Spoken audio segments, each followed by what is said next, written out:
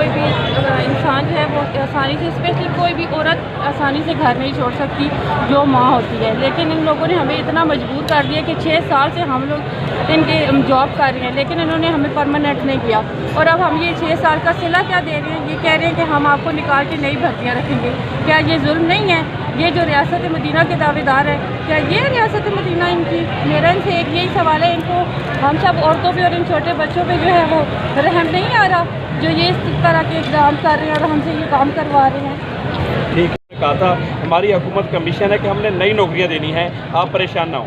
3 साल गुजर गए हैं, अब फिर ये कह रहे हैं कि हम नई भर्तियां करेंगे।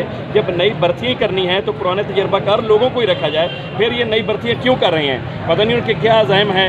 तो ये यहाँ पे जितने लोग बैठे हैं अपने बच्चों के साथ है, अपने लोग अपनी फैमिलीज़ के साथ आए हैं, उनका एक ही मुतालबा है कि खुदारा मेहरबानी करें, हमारे 3700 लोगों को, हमारे ख़ानदानों को इस तरह रसवा ना करें, हमारे चूल्हे ठंडे ना करें, नए रखने के बजाय हमें ही मुस्तकिल किया जाए। ठीक है, तो ये एहतजाज कब तक जारी रहेगा? अगर मुतालबात अगर आज पूरे नहीं होते तो फिर कब तक ये एहतजाज इस तरह जारी रहेगा? अगर और हमारे पास कोई ऑप्शन भी नहीं है, जब तक हमारे मुतालबात पूरे नहीं होंगे हम यहाँ पे डटे रहेंगे और अपना इंशाल्लाह रेगुलाइजेशन का लेटर लेके जाएंगे इंशाल्लाह।